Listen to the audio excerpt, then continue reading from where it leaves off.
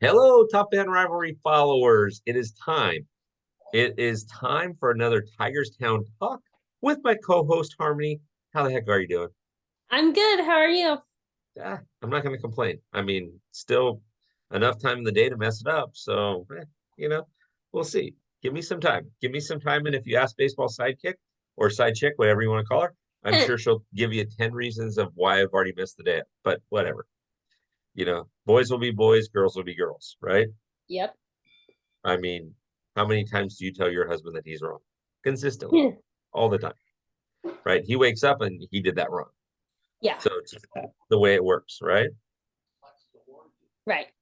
All right. So today's episode, we're going to do something a little different since pitchers and catchers report next week. Harmony and I discuss some topics that she feels a little passionate about. So we're going to go through those a little bit. But first, Harmony, what kind of Tigers news do you have for me? I haven't looked up anything this last week. I've been a little busy. I don't have any Tigers news to report. We're just waiting to see what happens. Arbitration. Okay. Yeah. Yeah. Arbitration is going to be interesting, but I'll tell you what, ever since our episode last week, I have been looking up Colt Keith, and if he's as good as they think he is, having Spencer Torkelson in that infield with Colt Keith and having Javier Baez, you guys got an infield. Yeah. If Javier Baez ever learns how to hit again. Well, hey, listen, he can always steal first base. He's done it before. Yeah, Stole that's first true. base and turn it into a double with an RBI. Mm-hmm. Oh man, awesome. Awesome, awesome, awesome, awesome. Okay, so topics for today. Let's talk long-term contracts. Harmony, you've got kind of a crawl on your side for this one. Talk to me a little bit about your thoughts on long-term contracts. So I think I'm in the minority that I actually think long-term contracts are a good thing. I think it gives the player a lot of stability in knowing where he's going to be for the next 10, 12, sometimes 14 years. Uh-huh, uh-huh. So do you like them when they're just straight up, or do you like the contracts that are like Bobby Witt Jr.'s contract? So for example, Bobby Witt has 11 years guaranteed on his side. Mm-hmm. 3 years in addition is a club option. So he's got 8 years guaranteed. And then after the 8 year mark, 9, 10, and 11 are player options. So he get to say, pay me. I'm going to play for you guys. And Yeah. then years 12, 13, and 14 are club options. Do you like it when it's like that? Or are you more of the, hey, let's just throw them at it and whatever happens, happens? I like it more, let's just throw it at him and whatever happens, happens. Really? So, like, Mm-hmm. you look at the Fernando Tatis contract and you think, giddy up. Yes, I do. Harmony, we have to have a serious conversation here. Okay, so let's take Spencer Torkelson, right? He Right. has a he has a good year, and then last year kind of backed off a little bit. You're signing the front of the paycheck. You know this kid's young. He's in his early 20s. Yeah. And you would go to him and say, okay, I want to lock you up and make you a Tiger for life. Uh, $250 million says that I can do it over 14 years. You're that type of person? Yes, I am. I would totally do that. Yep. Wow. Okay. No, I listen, you're allowed to have your opinions and I'm allowed to tell you when you're wrong, but I but yes. Wow, wow, wow, wow. Well, I listen, I'll take it. I'll take Hmm. it. But I'm kind of the guy that likes to structure it. There's two things that I like to do in contracts. One, I like to structure it where it's team friendly, but also very respectful to the player. I do like the Bobby Witt contract. I Yeah. do think that that's an amazing thing. But I do like incentive laid contracts. I love it when teams come out and say, okay, we'll pay you whatever the numbers. Spencer, we're going to pay you 12 million this season. But here's the deal. If you hit 35 home runs, get 100 RBIs and hit over 260, we're going to toss in another 3 grand. I mean, 3 million. Yeah, 3 grand's nothing. 3 grand's what he pays on oil changes. Um, I mean, we're gonna throw you another 3 million. I like contracts like that, but you're Okay. saying straight up and straight out, just give him the cash and get out of the way. Yep, I do. Sorry. No, you're good. And so you're the owner of the Tigers right now, and you're making that deal. You're gonna make the 250 or 300 ever deal with Spencer for 14 years and just give him the cash and get out of the way. Yes, that's what I would do. So why do you like it like that? Is it because, like you said, it's The stability, the knowing that you're gonna have this player, and knowing you don't have to really be on your toes. If are they gonna opt out? Are they gonna opt in? What are they gonna do? yeah. Ah, hmm. Okay, so let me ask you a different question then. Let's take steroids and let's take this in the steroid era for a second. So, okay, All you right. give Spencer 14 years, $300 million. Okay, congratulations, Spencer. We just gave you a huge contract, right? It's Mm-hmm. going to take him through, I don't know exactly how old he is, but it's going to take him, let's say it's going to take him through age 39. Yeah, I think that's about what it would do. Okay. And at age 29, he hurts himself. Okay. But he's got some guarantees in there, but he's also got some stuff like, hey, you don't play, you don't pay. We don't pay. Okay. But let's say by 31, he's just not recovering the way that you anticipated, but you still have another 6 years with this guy or 7 years with this guy. Yeah. Um, Now you're looking at it, and Spencer says, you know what? Give me the roids. Okay. And then it comes out and he gets suspended for PEDs.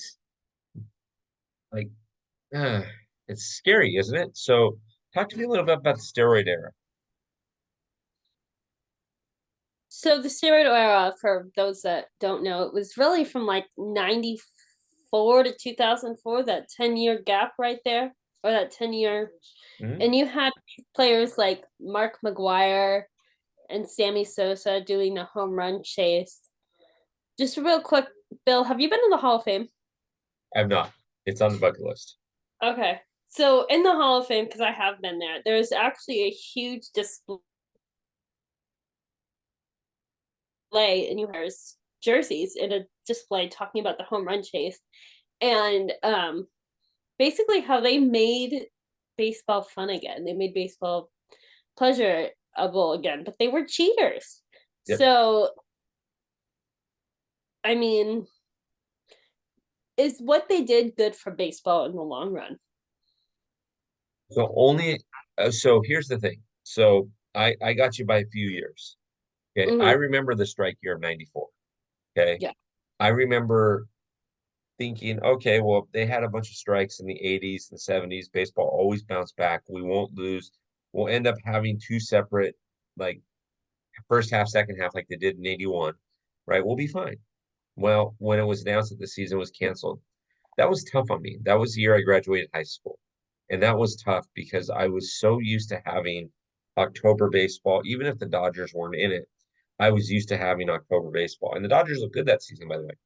Um, and then when he went into 95 and there were several different offers on the table, Harmony, the players like this one, but the owners didn't. And then the owners, and it was like millionaires arguing with billionaires. And it got very, very frustrating, kind of like right before the 2020 season when, of course, COVID stopped everything, but it Mm-hmm. was millionaires arguing with billionaires. You had to have a Sammy Sosa. You had to have a Mark McGwire. Had you not had that, baseball may have effectively died, or the viewership would have gone away. Because there's nothing exciting Okay. about the game at that point. And then Mark comes out and he had 3 home runs on opening day against the Dodgers that year. I remember thinking, dude, I used to like you, Mark. Stop this. Yeah. Stop this. So, but yeah, um, was it good for baseball? In the long run, I don't know. Because now you have these players like your Mark McGuire's, like your Sammy Sosa's, that aren't in the Hall of Fame, like your oh, what's his name? That Um, oh, he's a loudmouth. You have to narrow it down from there. It's loudmouth. I mean, that's half the players. Who do you play for? I think he played for Philly. God, his last name starts with an S, I believe. Oh my God, I'm drawing a blank. You'll remember it once the podcast is over. I'm sure you will. About Yeah, you'll remember once the yeah. podcast is over. But again, so was it good for baseball? Maybe it kept the game going, but was it good overall for the game? Yeah. Uh, when you cheat, go ahead. Oh, I was gonna say, like, what do you think of steroid users being in the Hall of Fame? Different wing. Create a Okay. wing that you call steroid, just like they have the women in baseball, right? They have that area. Yeah. Create a different wing. It's not a big deal. Like, some of those players deserve, but I'm also of the opinion too now that the sports writers are kind of messing it up. So I think the sports writers should have a vote, but everybody that's still living that's currently members of the Baseball Hall of Fame should have a vote as well. Because then you look at it and you think, okay, well, my colleagues are voting for me, or they're not voting for me. Yeah. And Yeah, so, like Barry Bonds. I was actually really shocked that he didn't get in because they basically created that category just for him. yeah, they did create the Veterans Committee or the Hmm. Modern Era Committee. But even players that played against him, and some of those people, they didn't vote for him. What's that tell you about him as a person, as a player? Remember, if you're a Hall of Fame player, okay, you can sign your name, Harmony Davis, HOF, whatever year Hmm. that you got into the Hall of Fame, right? When Right. you're a Hall of Fame player, if I'm not a Hall of Fame player and you are, right? I go to do an autograph session, they might pay me $1,000 to sit there for 4 hours or 5 hours, right? Might pay me $200 an hour. You're gonna sit there for 3 hours, not five, and you're gonna make twice that. You're gonna make 2 grand because you have the Hall of Fame behind you. You're gonna make more money than I am. You're gonna get more recognition because of that. Roger Clemens. That doesn't start with an S. I don't know why I thought S. Roger Clemens. He was a steroid guy. Oh, he was a huge steroid guy, but he wasn't a huge steroid guy when he first came up. No. Remember, the steroid era really started, like you said, 94, 95, 96 in that aspect. Roger Hmm. Clemens, when he came up, remember, he was on the 1986 Boston Red Sox team that lost. And if you look at Roger Clemens dripping wet, he was 160 Yeah. pounds. Okay. But then when you see him go to Toronto, all of a sudden he's a lot bigger. You see him go to New York, he's a beast for pitchers. Hmm. So, and that could be just natural weight gain over time, but probably not. Now, what do you think of players that were accused of taking steroids, like Ivan Rodriguez, but it wasn't confirmed nor denied that he took steroids? He got into the Hall of Fame. Right. And again, the Hall of Fame is very political, right? Very, very political. And it's hard because, of course, you got to mention Pudge because he was a Tiger. Yeah. Um, and so it's really, really hard because it's political. And it's about, instead of judging you for your on the field play, people look at it from your on the field play, your off the field antics or no antics, right? And then they look at how you treated Mhm. sports writers, right? If I walked up to you and said, "Hey, Harmony, can I get an interview with you?" And you're like, "F you, go away." All right. And if that was my only interaction with you, when I see your name on a Hall of Fame ballot, I'm not voting for you. I don't care how good you are, right? I just heard like that's what I remember. Okay, well, the one interaction I had with Harmony, she told me to go pound sand. I mean, uh, I think Ivan Rodriguez was really good with the media, and the fact that nobody's come out, including himself, to prove it. Okay. You're gonna let that happen. Now, is A-Rod gonna get in? Maybe. Manny, maybe. But yeah. What about someone like this? Now, this isn't steroids, but what about Carlos Beltran? Again, Carlos Beltran got caught cheating, right? Hmm. Then denied it. After he got a job, he denied it even more. Yeah, And he doubled down on the denial. See, that's where Pete Rose is in trouble. Pete Rose isn't in trouble because he bet on gambling. What's at the bottom line of the or MLB network now? It's the betting line, right? So yeah. what like Hmm. FanDuel is everywhere and a number of other like bet places. So it's not about the money anymore. But Pete Rose flat out denied it. And then when he was caught, he flat out denied it.